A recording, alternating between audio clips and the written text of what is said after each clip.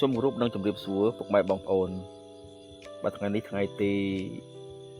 26ខែតុលាឆ្នាំ2025ខ្ញុំបានធ្វើដំណើរមកពីថ្មដាដោយឃើញទស្សនភាពធម្មជាតិនៅតាមដងភ្នំស្រស់ស្អាតក៏បានថតមកចែកជូនបងប្អូនទស្សនាទស្សនភាពនៅតាមដងភ្នំគឺមានទស្សនភាពល្អប្រណិតនៃទឹកដីស្រុកវិលវែងខេត្តពោធិ៍សាត់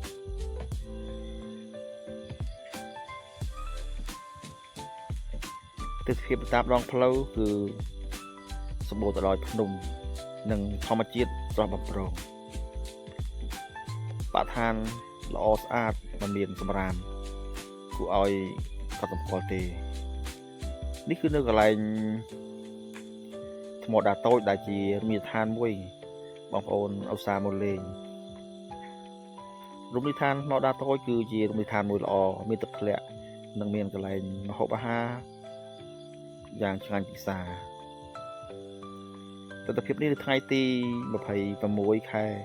តុលាឆ្នាំ2025ពីដើមកន្លែងនេះគឺមានរោងលក់ដូរទំនិញប៉ុន្តែឥឡូវនេះត្រូវបានឈូសឆាយអស់ហើយកំពុងតែរៀបចំធ្វើថ្មីហើយគេអាចធ្វើជាធ្វើសួនការធ្វើដំណើរនេះបានមកដល់មួយទៀតគឺកន្លែងទេសភាពកុយគុណល្អស្រស់បំព្រងគឺម្ដុំ A4 បាទ A4 កន្លែងស្ពាននេះទៅនេះភ្នំស្អាតល្អណាស់ប៉ុន្តែនៅខាងក្រោមរៀងជ្រៅបន្តិចដោយសារតែខ្ញុំធ្វើដំណើរមិនឯងចឹងហើយខ្ញុំអត់បានចូលថតទេគឺថតពីលើដើម្បីទុកឲ្យបងប្អូនទស្សនាទស្សនភាពភ្នំគឺពោពេញទៅដោយធម្មជាតិស្រស់បំព្រង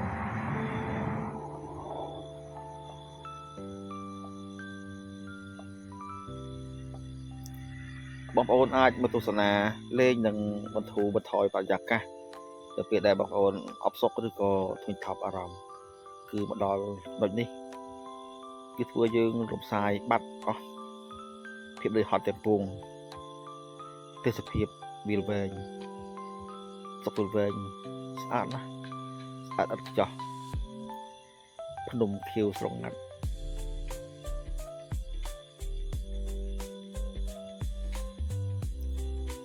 ធម្មជាតិដូចគំនូរដែលគេគូហាត់ពណ៌យ៉ាងស្អាតប៉ុន្តែជារូបភាពពិតមិនមែនជាគំនូរទេ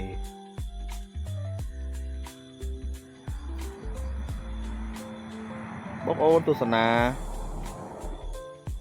ទេសភាពបណ្ដើរមើលកន្លែងណាដែលគួរថតចំណាំទុកឲ្យហើយពេលបងប្អូនមកសាក្រោយនឹងបានចូលថតដើម្បីបានរូបភាពស្អាតទុកជាអនុស្សាវរីយ៍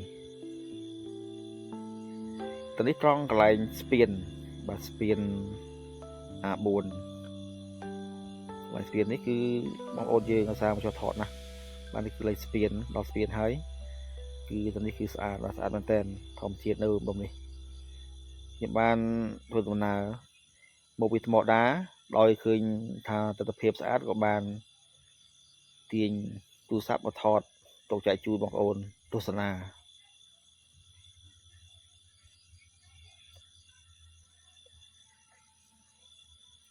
ថ្ងៃនេះថ្ងៃទី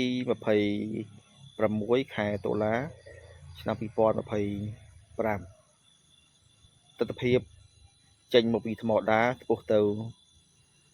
ទីរួមស្រុកវិលវែងប្រម៉ោយ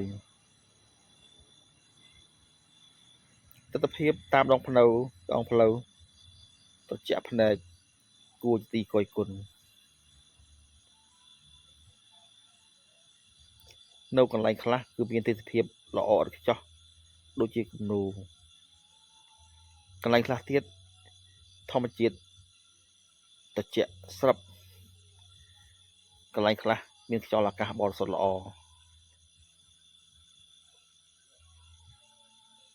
បងប្អូនអាចមកទស្សនានៅស្រុកវិលវែងបាន នៅវិលវែងមានតំបន់ទេសចរជាច្រើនកន្លែងដូចជាភ្នំ1500